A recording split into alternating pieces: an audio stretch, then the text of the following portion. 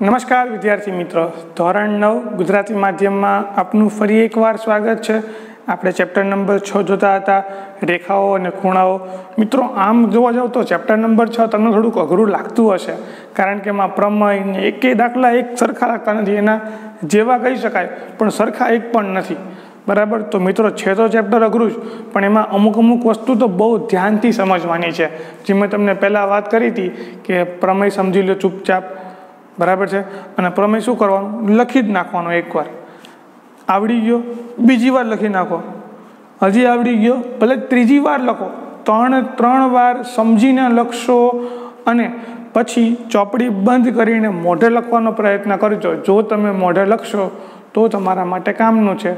જો મોઢે નહીં લખી શકો તો મિત્રો, ફરીથી બે હાથ જોડીને અપીલ કરું છું કે મહેરબાની કરીને પ્રમેય બધા જ કરી લેજો। એમાં પણ મેં તમને આઈએમપી પ્રમેય આપેલા છે। કયા પ્રમેય આઈએમપી છે? તો કે પ્રમેય આઈએમપી મેં તમને કીધા હતા કે 6.1 તમારા માટે 6.1 પ્રમેય કામનો છે, પછી 6.2 કામનો છે, પછી 6.4 કામનો છે, અને પછી સીધો જ પ્રમેય આવે છે કામનો 6.7, જે આપણે આજે સમજવાના છીએ। અને આ આઈએમપીમાં તે મોસ્ટ આઈએમપી તમને આપી દઉં, આ બે પ્રમેય તો ખાસ કરવાના છે, બરાબર છે? ઓકે, તો આ પ્રમેય કરાવતા પહેલાં આપણે આ ચેપ્ટરમાં શું શીખી ગયા છીએ એનું એકવાર રિવિઝન કરી લઈએ, બરાબર? તો સૌ પ્રથમ તો આપણે ખૂણાઓ જોયા હતા। ખૂણાઓ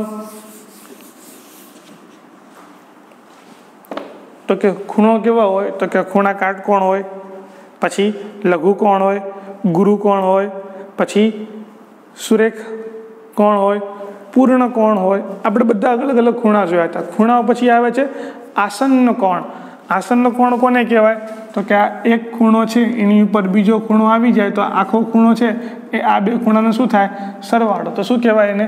આસન્ન કોણ કહેવાય, બરાબર?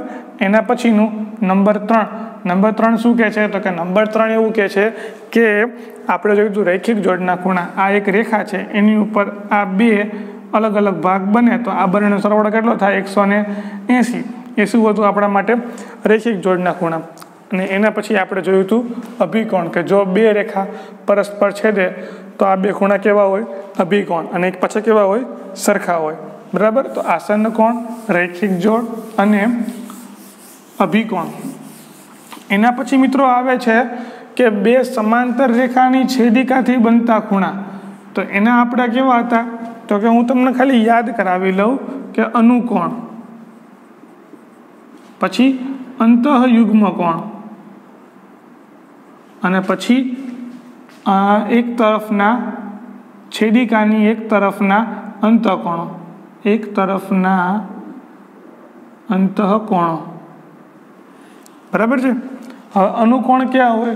તો કે નામ આપી દો, અહીંયા 1, અહીંયા 2, અહીંયા 3, અહીંયા 4, આ 5, આ 6, અહીંયા 7 અને 8, એટલે કે 1 અને 5, માપખૂણો 1 અને 5, પછી તો કે 4 અને 8, પછી 2 અને 6 અને 3 અને 7, અને પછી બધા કેવા હોય? સમાન પણ હોય।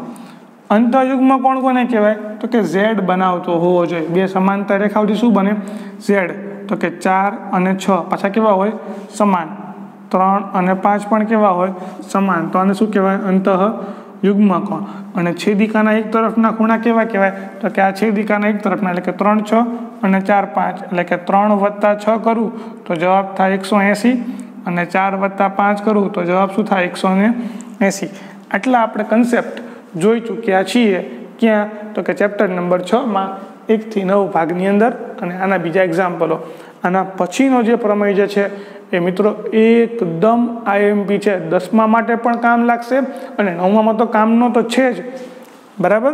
તો ચલો આપણે એ પ્રમેય જોઈએ। એ શું કહે છે? તો કે ત્રિકોણના ત્રણેય ખૂણાના માપનો સરવાળો 180 થાય છે।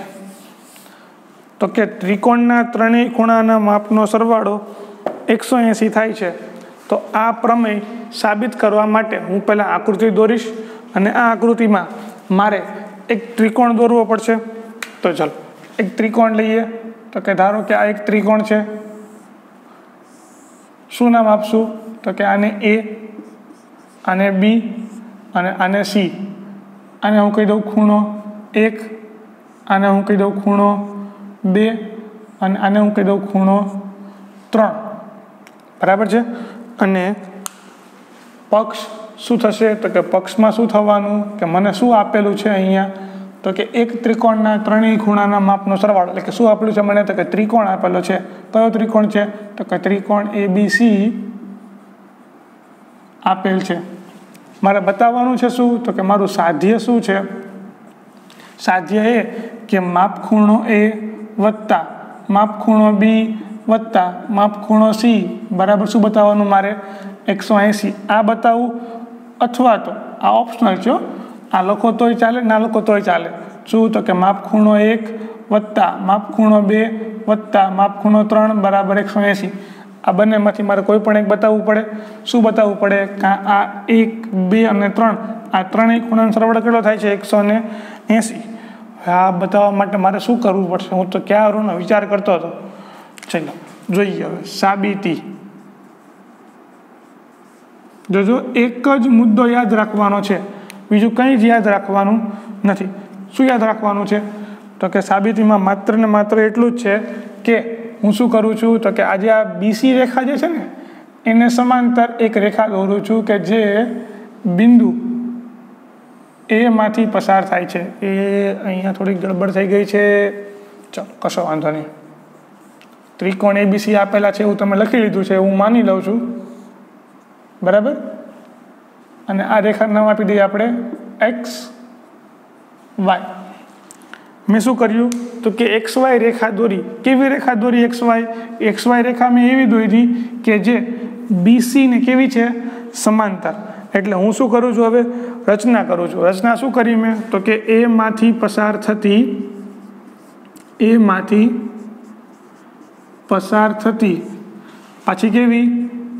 તો કે BC ને સમાંતર રેખા XY દોરો. ચાલો આપણે XY રેખા દોરી. હવે XY રેખા દોરું છું તો અહીંયા બીજા બે ખૂણા બને છે. અહીંયા ખૂણો 4, અહીંયા ખૂણો 5. બરાબર. પછી બીજું કે આ XY સમાંતર BC છે તથા તેની છેદિકા અથવા તો તેમની છેદિકા કોણ છે? તો કે આ AB પણ છેદે છે અને AC પણ છેદે છે. તો હું લઈ લઉં પેલા છેદિકા કોણ છે? AB. જો આ AB છેદિકા હોય તો જો આ Z બને છે. એટલે કે માપ ખૂણો 4 ને માપ ખૂણો 2 કેવા થાય? સરખા થાય ને. માટે કે માપ ખૂણો 4 બરાબર ખૂણો 2 કેવા થવાના? સરખા. કેમ? કારણ કે અંતઃયુગ્મ કોણ છે? Z બને છે અંતઃયુગ્મ કોણ. પછી બીજું શું? તો કે એના જેવું ને જેવું બીજું હું એની એ જ વાત કરું કે XY સમાંતર કોણ છે? BC. કે XY એને સમાંતર કોણ છે? BC તથા છેદિકા કોણ છે? હવે છેદિકા હું શું લઈશ? AB ની બદલે હવે છેદિકા લઈ લઈશું AC. એટલે કે છેદિકા કોણ છે? હવે છેદિકા છે AC. જો છેદિકા AC હોય તો અહીંયા પણ Z બને છે. જો તો કે માપ ખૂણો 3 ને માપ ખૂણો 5. એટલે કે માપ ખૂણો 3 બરાબર શું થાય? માપ ખૂણો 5. બરાબર છે. એ આ આપણા માટે કામની વસ્તુ છે હો. એટલે હું બોક્સ કરી દઉં છું. આ મારા માટે શું છે? કામની વસ્તુ છે. અહીંયા કાઉન્સમાં લખવાનું કે અંતઃયુગ્મ કોણ. એટલા માટે કેવા આવે છે? સેમ આવે છે, સરખા આવે છે. અંતઃયુગ્મ કોણ. બરાબર. બીજું તો કે આ બિંદુ A છે એ XY રેખા ઉપર આવેલું છે.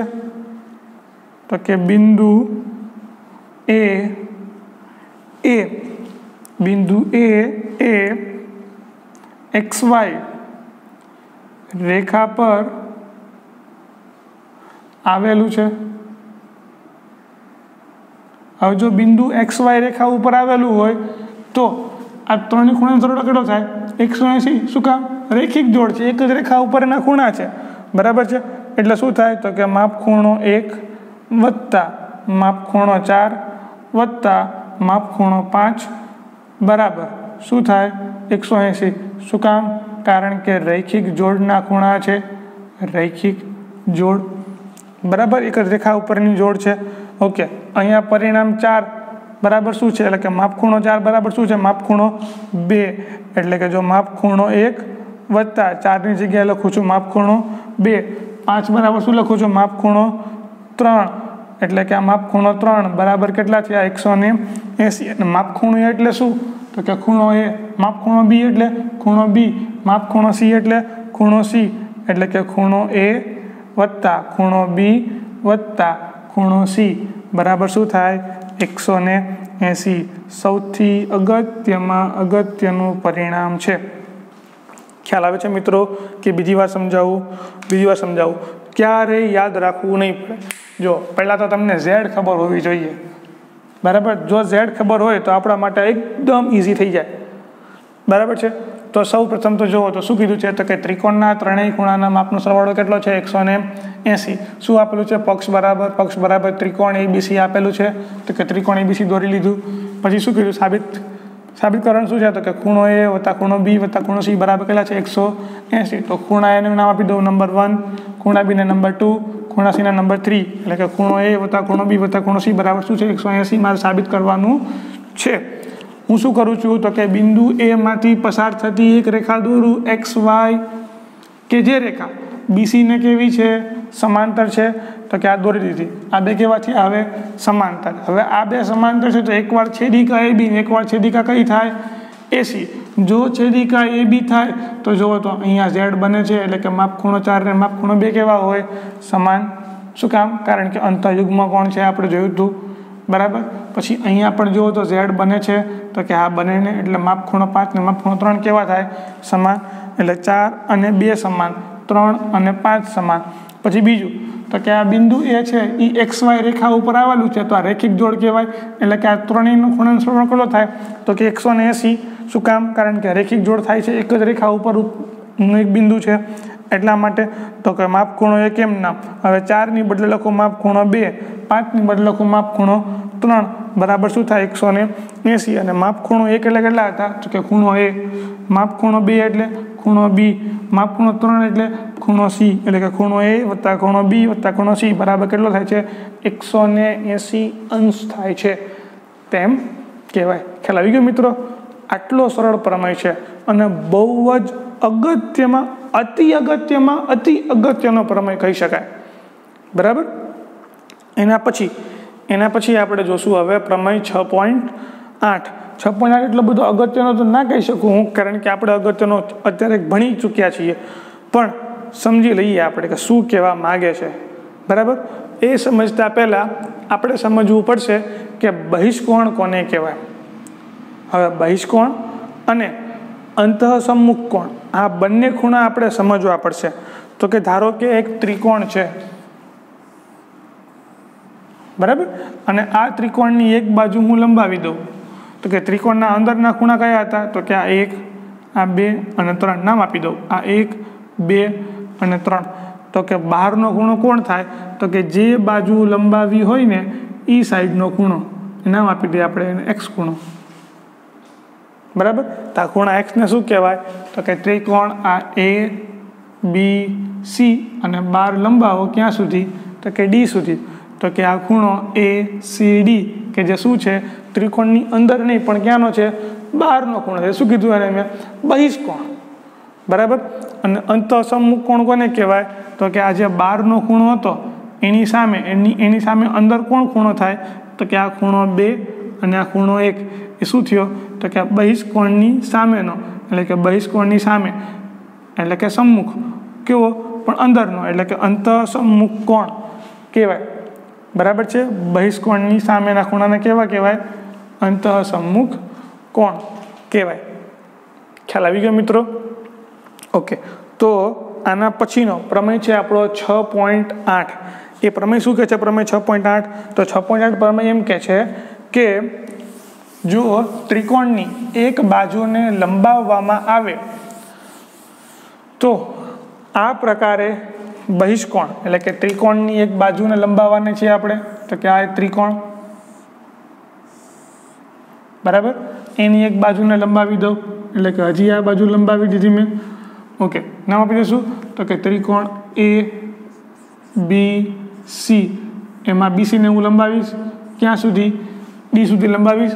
ચલો, કશો વાંધો નહીં. તો આ પ્રકારે બનેલા બહિષ્કોણ એટલે કે આ પ્રકારે જે બને છે બહિષ્કોણ, આ બહિષ્કોણ એ શું થાય છે? તો કે બહિષ્કોણ થાય છે બંને અંતઃસમ્મુખ કોણોના સરવાળાને સમાન થાય છે. એટલે કે આ ખૂણો અને આ ખૂણો એ બંનેનો સરવાળો કરું તો શું મળે છે? મને બહારનો બહિષ્કોણ મળે છે. એવું સાબિત કરવાનું છે. ખ્યાલ આવી ગયો? ચલો, હવે આપણે આગળ વધીએ. તો શું થશે આમાં? તો કે પહેલાં સમજીએ કે શું આપેલું છે અને શું મારે સાબિત કરવાનું છે. તો કે પક્ષ શું થવાનું અહીંયા? તો કે પક્ષમાં શું આપેલું તમને? તો કે ત્રિકોણ એબીસી આપેલી છે, જેમાં બીસી બાજુને હું ક્યાં સુધી લંબાવું છું? તો કે બિંદુ ડી સુધી લંબાવું છું. તો બહિષ્કોણ કયો થાય? તો કે બહિષ્કોણ થાય એ, સી અને ડી. બરાબર છે? ઓકે, તો લખીએ કે ત્રિકોણ એબીસીમાં બીસીને ડી સુધી લંબાવતા, બીસીને ડી સુધી લંબાવતા બહિષ્કોણ ખૂણો એસીડી બને છે. બરાબર, આ આપેલું હતું. પછી તો કે સાધ્ય શું છે મારા માટે? મારે શું સાબિત કરવું છે? મારે સાબિત એ કરવું છે કે આ ખૂણો એસીડી જે છે બરાબર શું થાય? બરાબર થાય માપ ખૂણો એ વત્તા માપ ખૂણો બી. એટલે કે આ એ અને આ બી એ બંનેનો સરવાળો શું થાય છે? તો કે એનો સરવાળો અને બીનો સરવાળો બરાબર શું થાય? તો કે બહારનો ખૂણો એસીડી થાય છે. બરાબર, મારે એ સાબિત કરવાનું છે. તો હવે આના માટે હું શું કરીશ તો એ આવું સાબિત થશે? તો કે એના માટેનું છે સાબિતી. તો કે ત્રિકોણ આપેલો છે ને, ત્રિકોણ એબીસી, તો એ તો ક્લિયર જ છે કે ત્રિકોણ એબીસીના ત્રણેય ખૂણાના માપનો સરવાળો કેટલો થાય? 180. કયો પ્રમેય? તો કે આ 6.7 પરથી. એટલે કે આપણે જાણીએ છીએ